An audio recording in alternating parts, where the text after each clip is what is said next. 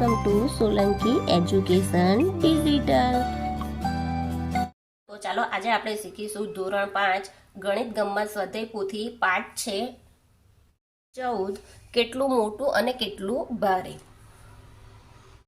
એક નીચે આપેલા કદના માપ પરથી પ્રશ્નોના જવાબ આપો। તો એક લખોટી બરાબર એક પેન્સિલ બરાબર એક રબર, એટલે અહીંયા માપ આપ્યો છે એ પ્રમાણે આપણે પહેલો પ્રશ્ન કરીશું। બે રબરના કદ કેટલી લખોટી બરાબર થાય? તો જો કે એક લખોટી હોય બરાબર એક રબર, તો બે લખોટી તો બરાબર કેટલા આવે? બે રબર। જો ત્રણ લખોટીનું કદ કેટલી પેન્સિલ બરાબર થાય? તો જો એક લખોટી બરાબર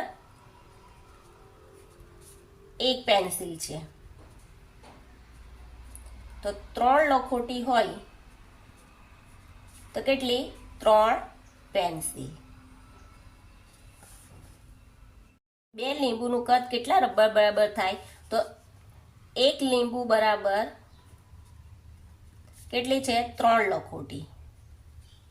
તો બે લીંબુ હોય તો ત્રણ ના આ એ થઈ જશે, ડબલ થઈ જશે, એટલે 3 ને 3 6, એટલે કેટલી થશે? 6 લખોટી થશે। ચોથું, 9 પેન્સિલનું કેટલા લીંબુ બરાબર થાય? તો 9 પેન્સિલનું કદ કેટલું છે? તો એક પેન્સિલ બરાબર કેટલી થાય છે? કે 3 લખોટી આપી છે, એક લીંબુ બરાબર 3 લખોટી છે, એટલે પેન્સિલ પણ એના જેટલી જ છે, એટલે આપણે અહીંયા પહેલા લખીશું કે 9 પેન્સિલ હોય, લખોટીનું માપ આપ્યું છે લીંબુમાં, એટલે 9 પેન્સિલ બરાબર કેટલી હોય? 9 લખોટી હોય, તો એક લીંબુ બરાબર એક લીંબુ છે તેની 3 લખોટી થાય, એટલે 3 તાલી 9, એટલે અહીંયા કેટલા આવશે? 3 લીંબુ આવશે, એટલે 3 તાલી 9 લખોટી થશે, એટલે 9 પેન્સિલ બરાબર 3 લીંબુ। પાંચમું, 3 બટાટાનું કદ કેટલા લીંબુ બરાબર થાય? તો અહીંયા પહેલા લખીએ આપણે કે એક બટાટું બરાબર કેટલો માપ આપ્યો છે? 4 લખોટી આપી છે, તો 3 બટાકાનું લીંબુ બરાબર કેટલા થાય? તો અહીંયા કેટલી થશે? 4 ગુણ્યા 3 કરીએ આપણે, 4 ગુણ્યા 3 કરીએ એટલે કેટલા થાય? 12। અહીંયા 4 તાલી 12 લખોટી આવી। હવે આપણે શું કરવાનું છે કે 12 લખોટી છે, તો 12 ને એક 12 હોય તો એક લીંબુ બરાબર 3 લખોટી છે, એટલે 3 ચોક 12, એટલે 4 શું આવશે? લીંબુ। 6 લીંબુના કદ કેટલી લખોટી બરાબર થાય? તો જો કે એક લીંબુ હોય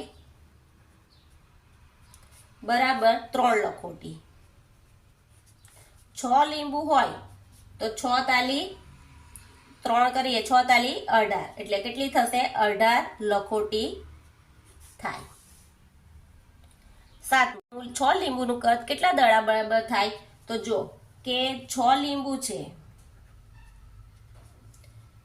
તો કેટલી થાય? 3 લખોટી થાય છે, 6 લીંબુ હોય તો કેટલા થાય? 6 તાલી 18, એટલે 18 લખોટી થાય।